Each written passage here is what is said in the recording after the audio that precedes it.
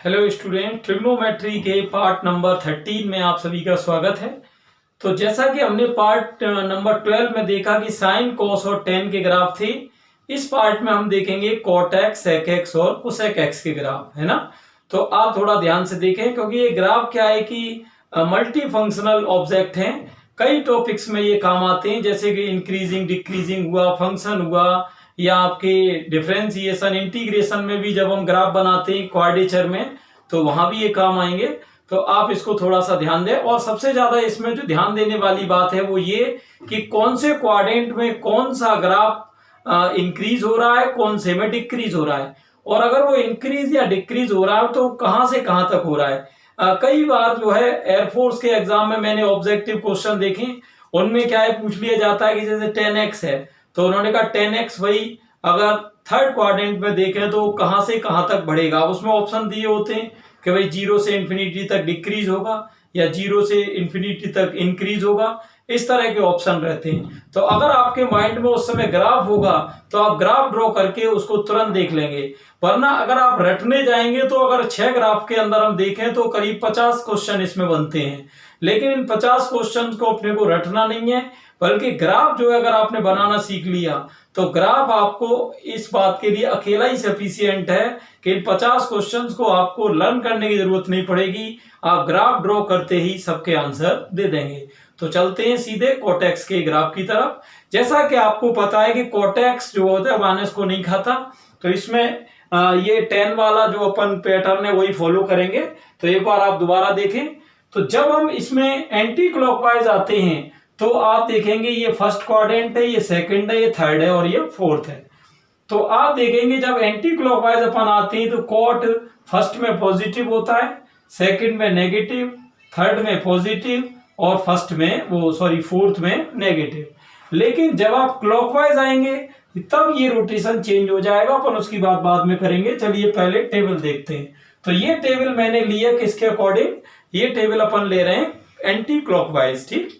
तो चलिए यहां पर मैं आपको बता दूं कि कॉट में पाई के जितने भी मल्टीपल हैं, चाहे वो इवन हुए चाहे ऑड हुए, उन सब की वैल्यू होती है इंफिनिटी, ठीक है। तो कॉट 0 की वैल्यू भी क्या हो जाएगी, इंफिनिटी। और जो कॉट 90 होता है उसकी वैल्यू आप जानते ही है, कॉट 90 की वैल्यू होती है 0। तो ये आपका इंफिनिटी से 0 क्या हो रहा है, डिक्रीज, है ना। डिक्रीज में एरो किधर आएगा, राइट टू लेफ्ट।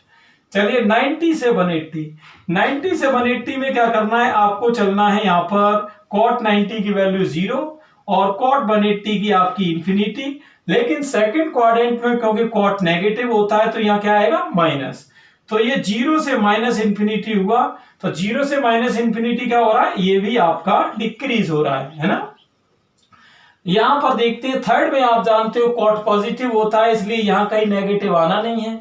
तो कॉट 180 की वैल्यू आपकी इंफिनिटी और कॉट 270 की वैल्यू आपकी 0। तो इंफिनिटी से 0 यानी फिर से एक बार डिक्रीज।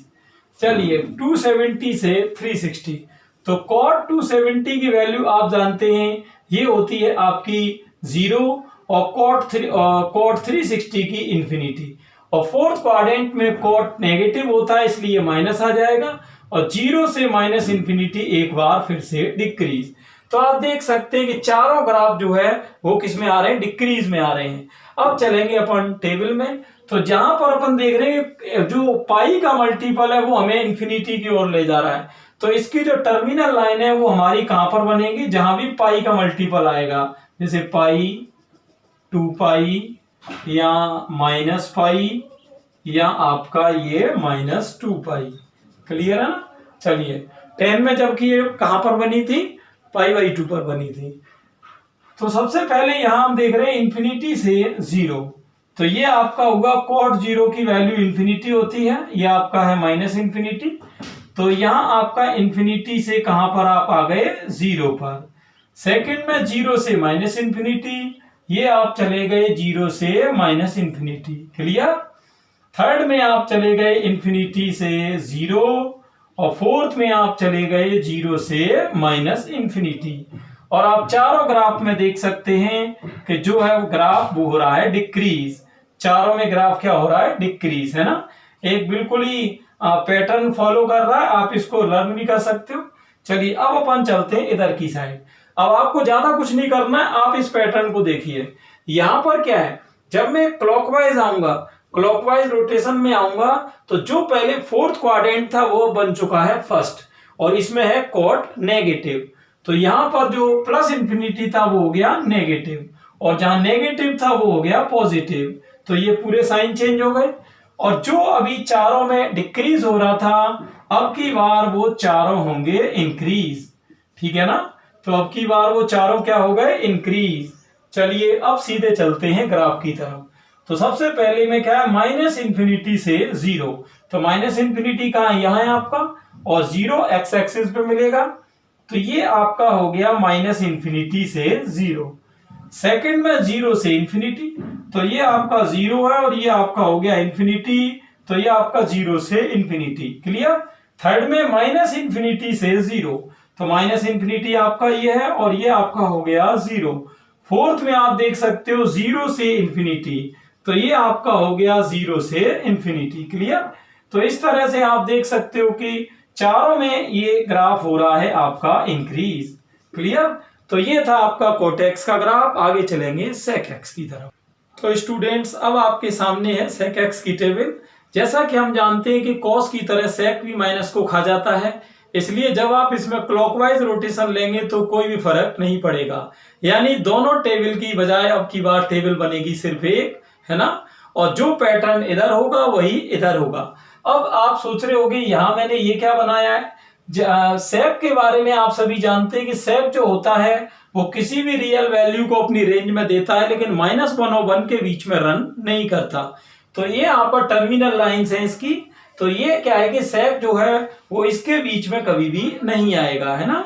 चलिए, और जैसा कि आप जानते हो कि सेक जो है वो कॉस की तरह यहां भी जो है कॉस तो होता है 90 के ऑड मल्टीपल पर 0, और सेक 90 के ऑड मल्टीपल पर होता है इंफिनिटी। ठीक। तो इस तरह से अगर हम देखें तो π/2 पर, और 3π/2 पर, और -π/2 पर, और -3π/2 पर, इन पर सेक की आएंगी आपकी टर्मिनल लाइंस, है ना। तो ये आपका पूरा टर्मिनल लाइंस का ग्राफ है। यहाँ ये ध्यान रहे कि कोई भी ग्राफ इन टर्मिनल लाइन को क्रॉस नहीं कर सकता, इसीलिए टर्मिनल लाइन पहले ड्रॉ कर ली जाती है जिससे कि अपन गलती से भी उसको क्रॉस नहीं करें। तो यहाँ पर एक बार देख लेते हैं। फर्स्ट क्वाड्रेंट में सेक पॉजिटिव है, तो ये दोनों पॉजिटिव। सेकंड में ये दोनों नेगेटिव, और थर्ड में फिर से दोनों नेगेटिव, ये -1 से माइनस इंफिनिटी, और फोर्थ में फिर से पॉजिटिव यानी इंफिनिटी से 1। तो पहले और दूसरे क्वाड्रेंट में सेक इंक्रीजिंग है, और थर्ड और फोर्थ में डिक्रीजिंग है। देखिए यहाँ पर कई बार क्वेश्चन इस तरह बनते हैं कि जैसे आपसे पूछेगा कि सेक एक्स फर्स्ट क्वाड्रेंट में, तो अब वो उसमें ऑप्शन दिए होते हैं कि यहां से यहां तक बढ़ता है, यहां से यहां तक घटता है। तो इस टेबल से आप उन आंसर को दे सकते हो। ठीक है। चलिए अब सीधे चलेंगे ग्राफ पर। तो यहाँ पर 1 से इंफिनिटी, तो सेक 0 की वैल्यू ये आपकी 1 है, तो ये आपने देखा कि ये हो गया 1 से infinity. Clear. First quadrant. Second quadrant में -इंफिनिटी से -1, ये माइनस इंफिनिटी है, और ये आप आ गए कहां पर, -1 पर। थर्ड में -1 से आप चले जाएंगे वापस -इंफिनिटी पर। फोर्थ में आप चले जाएंगे इंफिनिटी से 1। क्लियर। तो इंफिनिटी से आप चले जाएंगे 1 पर, यानी ये सेक 360 पर। तो इस तरह से ये पिक्चर हुई आपकी इधर। यहां सेक मैंने बताया था माइनस को खा जाता है, तो टेबल में आपको कोई चेंज करना नहीं है, इसी से ग्राफ आगे ड्रॉ करना है। कैसे, ध्यान से देखना। तो ये 1 से इंफिनिटी, तो 1 से इंफिनिटी, और सेकंड में -इंफिनिटी से -1, तो -इंफिनिटी से ये आप आ गए -1 पर। क्लियर। थर्ड में -1 से -इंफिनिटी, ये -1 से आप चले गए -इंफिनिटी तक, और यहां पर आप इंफिनिटी से 1, तो इंफिनिटी से 1 आप ये आ गए यहां फोर्थ क्वाड्रेंट में इसमें। क्लियर। तो ये था इंटरेस्टिंग ग्राफ हमारा किसका, सेक एक्स का। आगे चलेंगे कोसेक एक्स की तरफ। तो कोसेक एक्स के ग्राफ में क्लॉकवाइज और एंटी क्लॉकवाइज टेबल अलग अलग बनेगी। हर बार की तरह हम पहले चलेंगे एंटी क्लॉकवाइज पर। आप इस चार्ट को एक बार ध्यान दें। एंटी क्लॉकवाइज में मैंने जो नंबरिंग है वो अंदर की तरफ लिखी हुई है। जैसे कि आप जानते हो कि कोसेक फर्स्ट में और जो फर्स्ट और सेकंड है उसमें होता है पॉजिटिव। कोसेक जो है फर्स्ट और सेकंड में आपका पॉजिटिव होता है और थर्ड और फोर्थ में ये आपका होता है नेगेटिव। क्लियर? चलिए देखते हैं।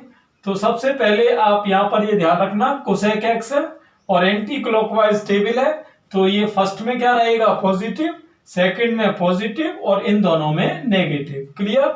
हर बार की तरह मैंने -1 और 1 पे टर्मिनल लाइन बना दी है, क्योंकि सेक की तरह कोसेक भी -1 और 1 के बीच में रन नहीं करता। ठीक? और जैसा कि आप जानते हो कि कोसेक जो n पाई की वैल्यू है वो होती है इन्फिनिटी, तो यहां पर जो टर्मिनल लाइन है वो पाई के मल्टीपल पर बनेगी, जैसे पाई पे, 2 पाई पे, -पाई और -2 पाई। क्लियर है? तो चलते हैं कोसेक एक्स की टेबल पर। तो आप जानते हो कोसेक 0 की वैल्यू इन्फिनिटी होती है और कोसेक 90 की 1। तो यहाँ इन्फिनिटी से 1 क्या हो रहा है? डिक्रीज हो रहा है। अब कोसेक 90 की वैल्यू 1 होती है, कोसेक 180 की इन्फिनिटी, और ये 1 से इन्फिनिटी यानी इंक्रीज हो रहा है। और कोसेक 180 की वैल्यू इन्फिनिटी और कोसेक 270 की 1। और क्योंकि यहाँ देखिए इसमें आप जब एंटी क्लॉकवाइज में आप आओगे तो थर्ड क्वाड्रेंट में क्या है? नेगेटिव, तो ये दोनों माइनस के हो रहे हैं और माइनस इन्फिनिटी से -1 यानी क्लियर आपको दिख रहा है कि बढ़ रहा है ये। चलिए फोर्थ में आप देखते हो कि कोसेक 270 की -1 है और कोसेक 360 की -इन्फिनिटी, और ये फोर्थ में नेगेटिव है तो मैंने भी नेगेटिव लिया है। और -1 से -इन्फिनिटी में आप जानते ही हो कि ये हो रहा है डिक्रीज। चलिए अब सीधे चलेंगे ग्राफ की तरफ। तो यहां पर सबसे पहले आप देख रहे हो इन्फिनिटी से 1, तो फर्स्ट क्वाड्रेंट आपका ये है, इसमें आपको आना है इन्फिनिटी से 1। तो इन्फिनिटी से 1 ये आपका हो गया डिक्रीज। अब सेकंड क्वाड्रेंट में 1 से इन्फिनिटी इंक्रीज होगा, ये आपने 1 से इन्फिनिटी इंक्रीज कर दिया। थर्ड में आप -इन्फिनिटी से आएंगे और आपको कहां पर आना है? -1 के सामने आना है। और फोर्थ में आप -1 से -इन्फिनिटी। क्लियर? तो इस तरह से हमारे दो पैराबोलिक यहां पर कंडीशन बन रही हैं। क्लियर? अब चलते हैं इधर की तरफ। तो इधर के लिए आप एक बार इस चार्ट को देखें। जब आप क्लॉकवाइज रोटेशन में आएंगे, ये रहा आपका क्लॉकवाइज रोटेशन, है ना ये। तो क्लॉकवाइज रोटेशन में जब आप आएंगे, जो पहले फोर्थ क्वाड्रेंट था वो अब फर्स्ट बन चुका है, और फर्स्ट में यहाँ क्या आ रहा है? माइनस, और यहां भी माइनस सेकंड में। तो यहां तो आपकी आ जाएंगी माइनस और यहां पर आ जाएंगी माइनस, और जो माइनस पहले थी वो हो जाएंगी प्लस। बिल्कुल सिंपल तरीका है, बस आप इसी से अब इंक्रीज और डिक्रीज का आइडिया लगा लेंगे। तो -इन्फिनिटी से -1 ये क्या हो रहा है? इंक्रीज। -1 से -इन्फिनिटी क्या हो रहा है? डिक्रीज। +इन्फिनिटी से +1 क्या हो रहा है? डिक्रीज। और +1 से +इन्फिनिटी क्या हो रहा है? इंक्रीज। तो ये रही आपकी टेबल किसकी? ये आपकी हो गई क्लॉकवाइज। क्लियर? अब चलते हैं ग्राफ पर, इधर एक्स एक्सिस की नेगेटिव साइड। तो यहां पर है -इन्फिनिटी से -1, तो ये आपका -इन्फिनिटी है और ये आपका हो गया -1। तो ये first quadrant clear. Second quadrant में -1 से आप चले गए कहां पर? -इन्फिनिटी पर वापस। थर्ड क्वाड्रेंट में +इन्फिनिटी से आप आ गए +1 की तरफ, ये आपका थर्ड क्वाड्रेंट था। और फोर्थ क्वाड्रेंट में अपन चले जाएंगे 1 से इन्फिनिटी। तो इस तरह से हमने देखा कि ये पैराबोलिक ग्राफ बन रहा है इसका, है ना। तो ये इस तरह से ये एक इंटरेस्टिंग वीडियो था जिसमें हमने देखा कॉट, सेक और कोसेक के ग्राफ। आप इनको एक एक दो बार खुद भी बना के देखें, और ग्राफ को बनाने से जो सबसे फायदा होगा वो होगा आपको डोमेन और रेंज का, क्योंकि इनकी डोमेन और रेंज कई बार स्टूडेंट्स रटते हैं, लेकिन अगर आप ग्राफ बनाना सीख जाओगे तो आपको डोमेन और रेंज रटनी नहीं पड़ेंगी, और ये कई तरीके से ऑब्जेक्टिव क्वेश्चंस में बेनिफिशियल भी रहता है। और जो सब्सक्रिप्टिव क्वेश्चन होते हैं ग्राफ से रिलेटेड, जिनमें ग्राफ बनाने की जरूरत पड़ती है, वहां भी आपके लिए काफी हेल्पफुल होने वाला है।